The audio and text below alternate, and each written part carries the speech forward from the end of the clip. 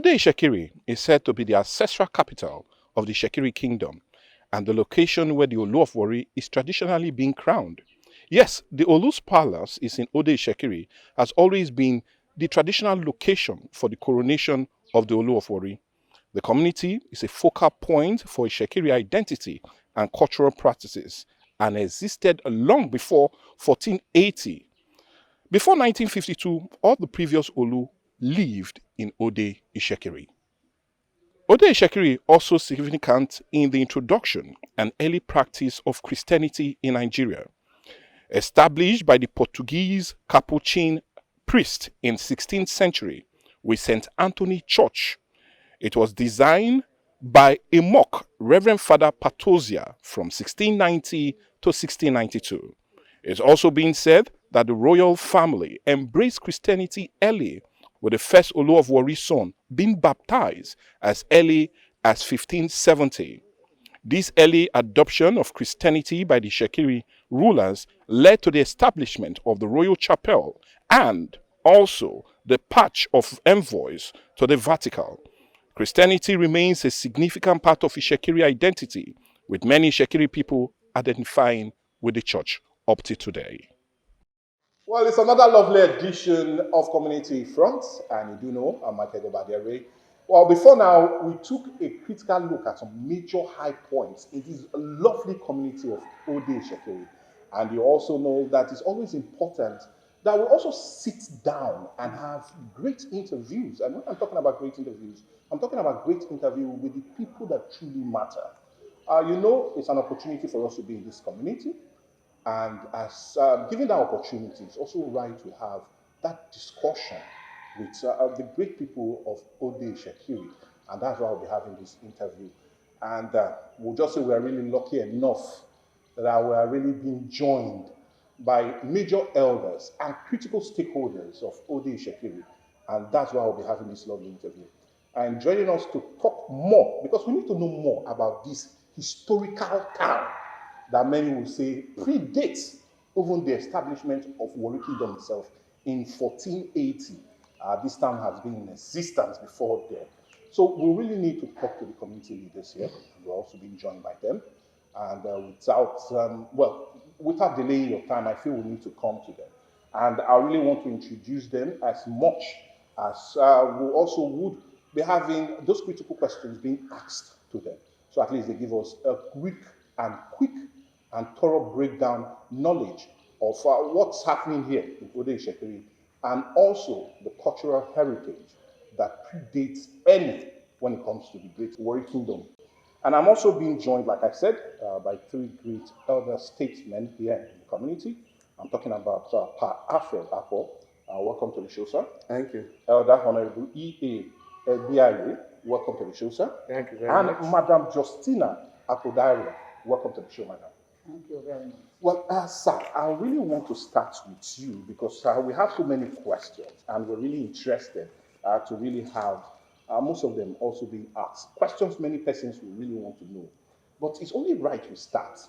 I want you to help us understand the specific cultural and historical significance that Ode Ishekiri holds as it concerns the Ishekiri people and Warri Kingdom. Ode Ishekiri has been the traditional headquarters of the Warri Kingdom. Okay.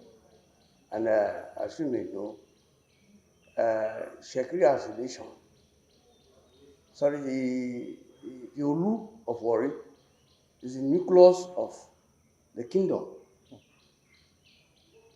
We are as a people under the Olu, under the Almighty God. Yeah. We speak the same language. Wherever you see an Ishekiri man, we speak the same language. Our language consists of the Yoruba, the Igala, and the Edo, and Benin precisely, Yeah. and some of the British words and the Portuguese words, incorporated into the language. So we have been here since Olu came.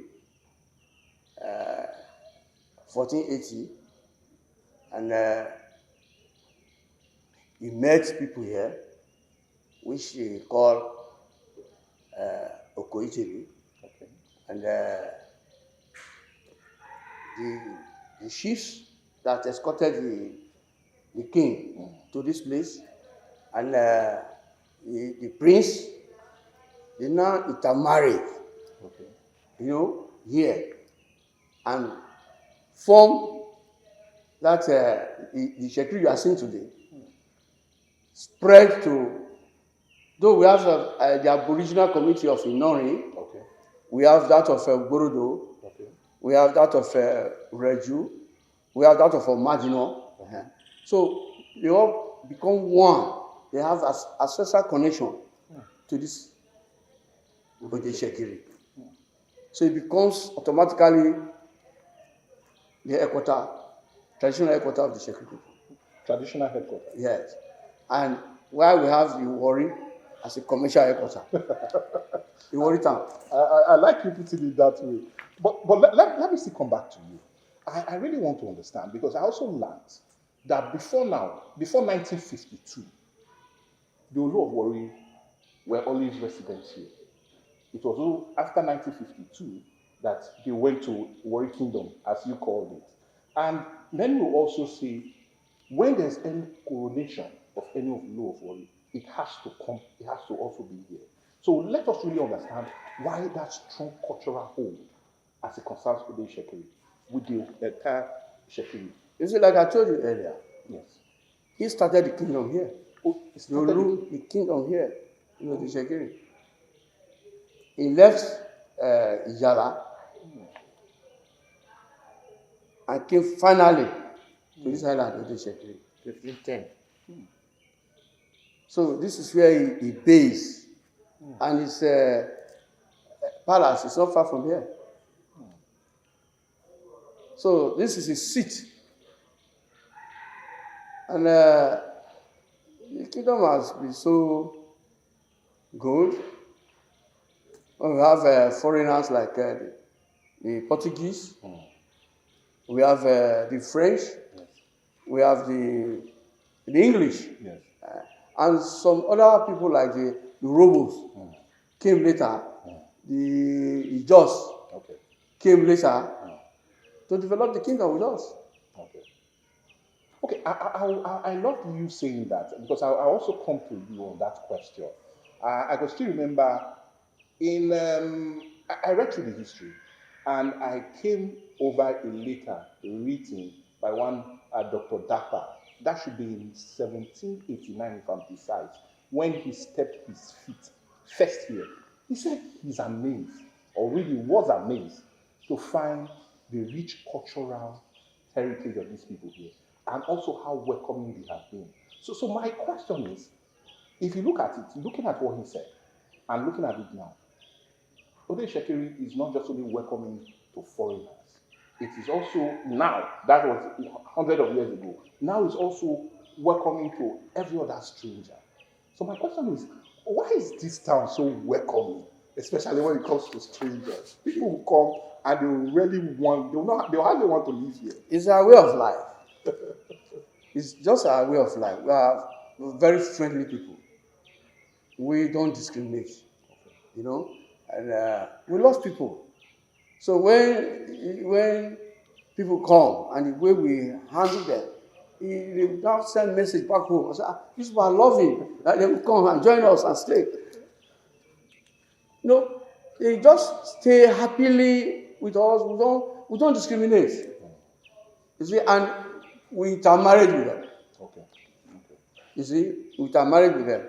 And they bear children. You see, many of us in Shekiri today, some of us are white, some of us are Yoruba, some of us are Igala, some of us are Urobo, some of us are Ijo, So we intermarried with them. So it's because of that aura of love that shine around us, that attract people to live with us. Well, that's interesting. I want to come to you, sir, and also ask. Like I said, over the years, many people will hold their historical knowledge to this town. And one that also marveled a whole lot of person is the sighting of the first church in the whole of Nigeria was sighted here. So I want to ask, because Pa said that this town is very welcoming. Let's look at that also and look at the people of Ode Shekiri and look at their ability to accommodate every religion. Because if they were not accommodative of the Christian faith, the first church will not be located here in Ode Shekiri. So let's look at that. How really understanding is the Ode Shekiri people when it comes to religion, irrespective of your faith? Thank you very much. It's a very interesting question.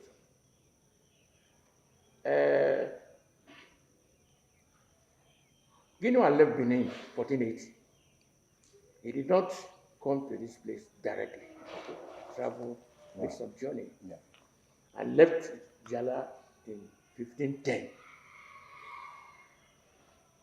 to this very town.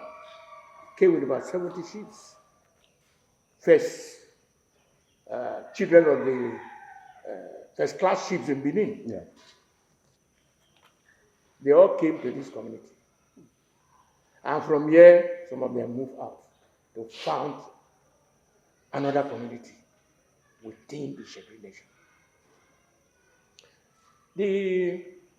After Ginoa, who died in Jala, the first son, Lijen, came here. Okay. He reigned for a few times. He passed on. Ariame took over. You see, all these names are very similar to Benin. Yes, yeah. It was during Ariame's time, most of these things happened.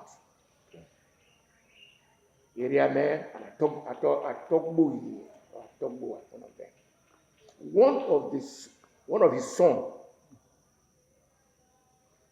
he sent that son to Portugal. Yes. That's how religion came into this kingdom. And that is why the first church in Nigeria as a whole is started in a place called Satoni, St. Anthony. Yes. You understand? Yes. And that brought in religion, but unfortunately, we did not hold that religion well. That's where we missed, because we hold on to tradition very seriously. Dearly. But fortunately, we still recognize where the church is located, and we still have a sign to prove that something was here so many years ago. You see, Christianity is an individual Belief. Yes. Yeah. An identity. Yes, but the bottom line with the Shekiri, whether you are a traditionalist or you are a Christian faith, we believe in one thing. We believe in one nation, one language, and one king. So our number one church is our king. Because where you have belief on is your root. Of course. You will see, if you look at the Shekiri nation, it's like they worship their king. Yes. But that is the bottom line. We worship our king. So anything that goes, in fact, we call our king Afomasi. You don't talk evil about him. Not even in his presence. In his absence. Don't talk evil about him. That's what we call Afomasi. So if you combine all this faith together, it makes us very light-minded. Light-minded. We see, as he said, intermarriage. Yes. It's one of our major. There's no way you cannot intermarry. Yeah. But unfortunately, it has come to a point, as Riley said, that what we cherish most by loving people is backfiring on us. And by the special grace of God, we shall succeed. So I'll put amen to that. Yes. And let me come in. yes, go ahead. You see, Christianity, it becomes a way of life on the Shekiri people. Okay. And today we have those who still practice fetish traditionalism. We have the Christians. Yeah. But if you go into the way we do things, you see an atom of Christianity in everything we do. That's how we are. And that's why I asked that question, because I'm surprised that everybody practices his own religion and there's peace. Unlike some other places where everybody has a separate religion and we're having crisis just because of the religion. But that seems not to be the case here. But because of time, and I know how really important it is to have you guys, you people here, sir. And we know also you're busy and we'll definitely be going to your meetings very soon. But before we do that, I'll soon come to you, madam. But I want to quickly ask you a question. We've talked about the great understanding that Ode Shekiri has for the Shekiri people. We've also talked about how they've been able to accommodate strangers. We've also talked about how Ode Shekiri will be regarded as one of the first focal points in making foreigners come here. So it's only right we say that even business has grown to other parts of the country. Trade has grown, development has grown through this very point. But why are we lacking so much government presence here in Ode Shekiri? It's amazing because we went through the town and it's really, forgive my language, it's really something that is appalling. That's why I say forgive my language. It's quite appalling that with the name Ode Shekiri and the rich historical background it has, we have little no government presence. Look at the federal and state level. Why is that so, sir? It is a system. System, you say? Yeah, system. The government system. The governmental system. I think that's the reason. Because when you put your money in something, you have to follow it up. Most certainly. You sure? Yeah. So we have government projects here. Okay. We have a lot of government projects here. But where the government, gives this contract out to people, and indigenous, Shekiri people, you see that many of them are abandoned. But one of the thing that's paying us much is the nonchalant attitude of government to link this town to Warri by road. Okay. I think that's the main problem. Okay. By the time you give us road, Okay. we can hand over every other thing. Follow. Okay. You see, from Ode Shekiri to Warri mainland, it's not as distant as third mainland bridge in Lagos. No, not at all. Very simple. No. Very simple. It's just dropping the bridge there. Then we can connect here. So by the time you do that for us, we will develop ourselves. We develop ourselves. The transportation, the time you carry cement, carry sand, carry granite, carry Building rod, materials. Millions. that's And in every way it will impede development. Of course. So that's the.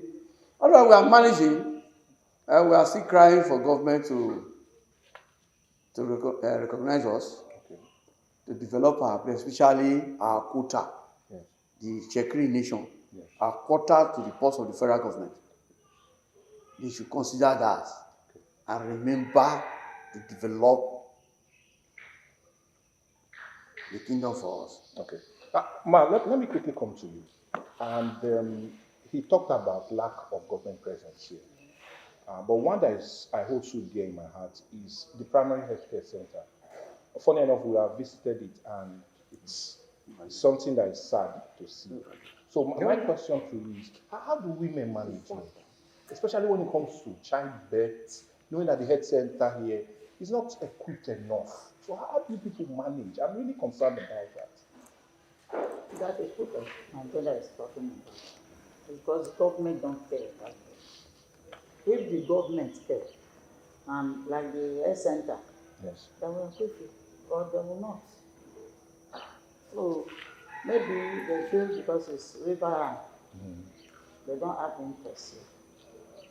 They don't care about this place. That is the truth. Because our women here, when you want to cook 5 naira food, you enter boat, you cross the water, come back with the economics. You pay for boat, you pay for taxi, for keke, Yes. you come back again, you pay the same thing back here. So And you're even paying times 2 of what times two of normally what you you would are have. here, normally we will use. And we don't have anything, women here, doing. Nobody to help us. They don't even know if there's, because in other places with the hear of them, they give some help. Yes. They pay women, Yes. they give them support, so they can go to market and buy things and sell. But we don't have such things here. That is our problem there. We don't have anything, any help, nobody to help us. Government don't help us. Okay, well, And we politicians, when they want to go in, when they want to vote, they will come here and deceive everybody to help them. PDP, APC, this, that, after everything, they are pardon us. okay, well, I'll need to thank you, madam, and also thank you so much, sir. Thank you. I really appreciate Thank you very much. this rare privilege. I'll call it a privilege you've given to us. Even on short notice, you still took that time to have this discussion with us. We really want to appreciate Thank you. all of you, sir. Thank you. We thank you very much. And we also want to say this. I'll be frank with it. When I asked that question of how really accommodative they are, a clear indication of that is we just gave them a short notice. And irrespective, they were having a very important meeting. They obliged us that opportunity of having this interview. And that's a direct indication, because this is my first time coming here, but it's a direct indication of how really welcoming and accommodative are the great people of Ode Ishekiri is. So I'll use that opportunity to say I'm really grateful. Thank you so Let much. me also thank you Yes, sir. and make one observation. Oh, please go ahead, sir. The Warri Odishekri Trans route Yeah. has been in existence for almost 20 years.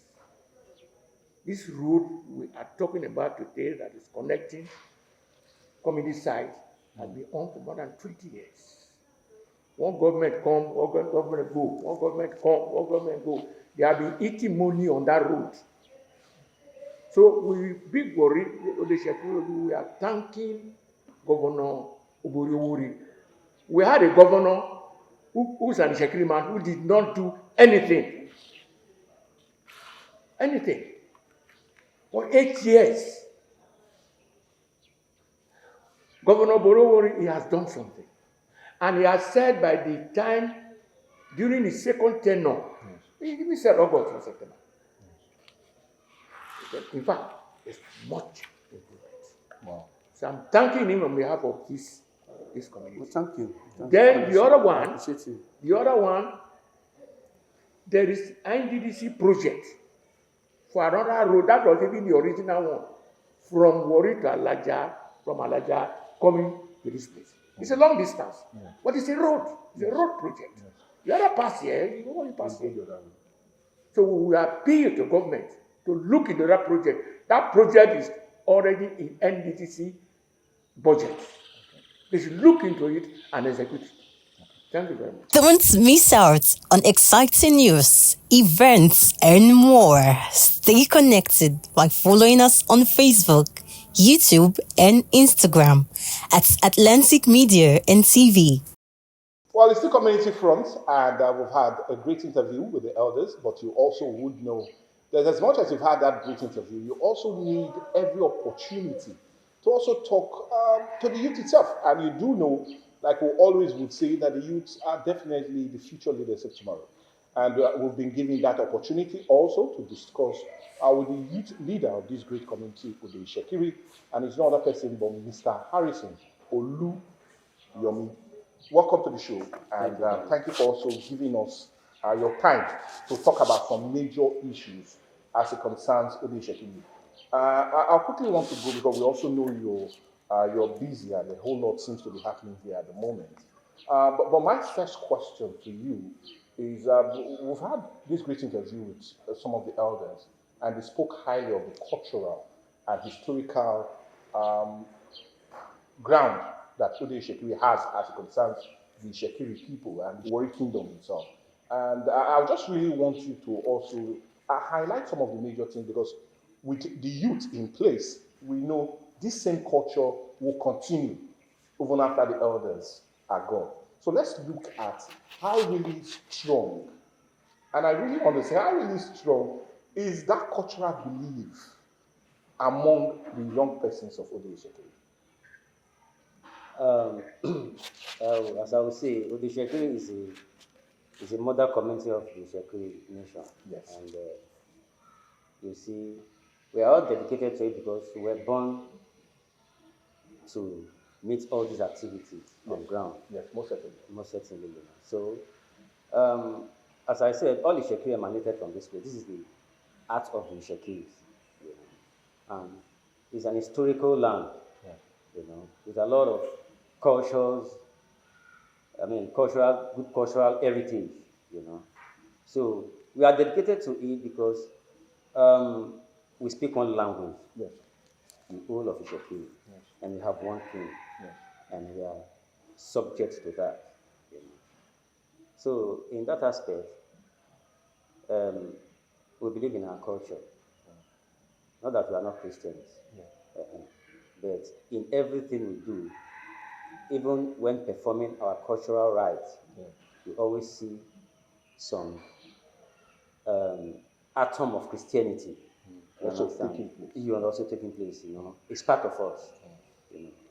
So that is what I would say about Okay, that. now you talked about Christianity, and like I also said in my introduction, that the Christian faith will hold, or rather, Ode Shekiri holds a pivotal place as it concerns the Christian faith, because we do know that the first church was sited here. And but my question is, naturally, we feel Ode Shekiri will be thriving as it concerns tourists coming to witness that great event that took place way back in the 18th century or 17th century. But that seems not to be the case. So my question is, why have that identity that Ode Shekiri holds as having, or rather the birthplace of the first church in Nigeria, not really seen around the community? Yes, I think one of the major reasons, if I would say, is because of the absence of the white people. One, Okay. because they brought Christianity. Christianity Yes. there, you know. If they were to be around till this time, Yes. I know they would have done something as to that regard. Okay. But you know, we black, you know, we do our things. You know, they will only come to this place. They came at a time and they requested for a piece of land, a very vast piece of land that we gave them. So you're talking about the church? The church, yeah, yes.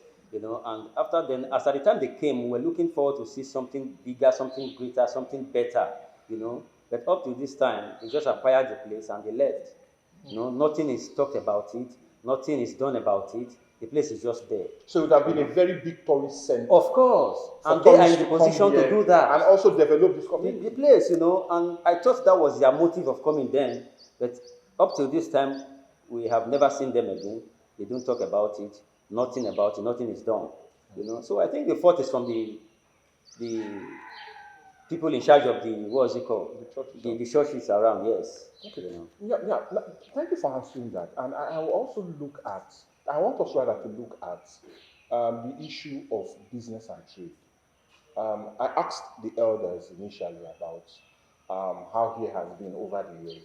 Like I said, even before the coming of the British that gave us independence in 1960, we also learned in way back 1700s. We know that the Ode Shekiri had been doing trade with the Portuguese, with the French, with those from Dutch. So everybody will be expecting here to be thriving in business. So that seems not to be the case. So I quickly want to ask you, what seems to be the problem here that we're not having it the way it should be? That's the first question. And a follow-up question to that is, we've also been able to go around the community and we see the lack of government presence here.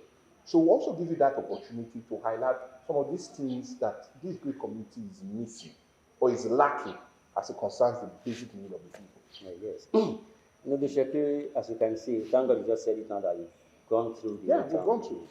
and you've seen things for yourself. Yes. So, whatever I sit here to tell you now is nothing but the truth, sir. Yes. And you know, the Shekiri right now, we are lacking a lot of things. We are facing with a lot of challenges. Yes. Number one, we don't have road, an accessible road to Warri mainland. Yeah. You know, and from Odeshekiri to Warri, you can bear me witness, it's not a distant place. Yes. You know, and you know, the Shekiri, in the market aspect, as you're saying, yes, trade started from here. But right now, are you feeling the presence of trade in this community? No, not at all. No, not at all. Well, to the best of my knowledge, I don't know what happened then, but according to history, this place, trade started from this place. And as it should be, we are supposed, as the people of Odeshekiri, we are supposed to feel the presence, you know, but as you can see, it's the other way around.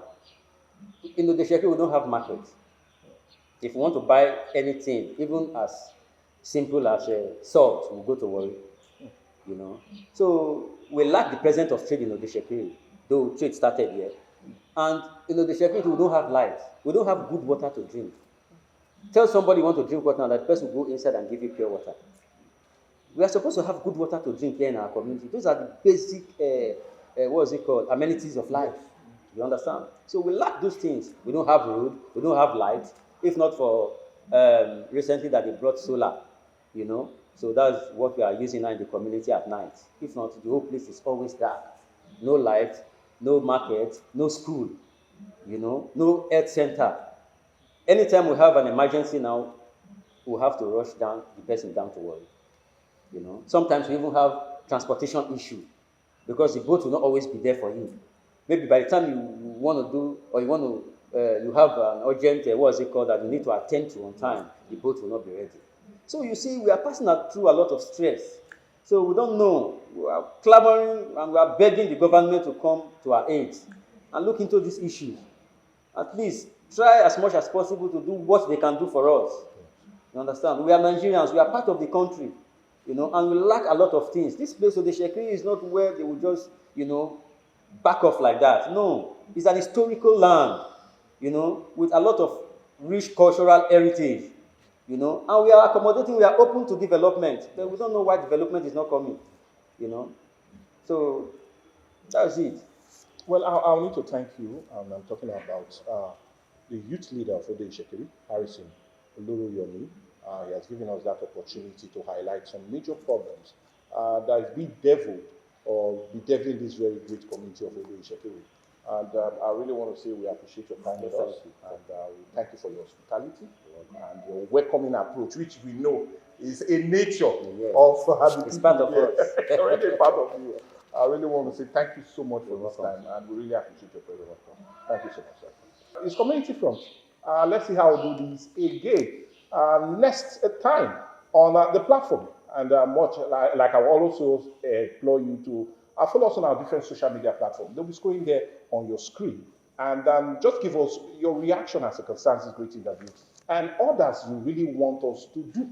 You want us to come to your community, man, we're really open to doing it. And we always want to say we appreciate you all. But for now, it's a quick wrap, and I'll say God bless you. My name still remains Michael Obadiare. Bye for now.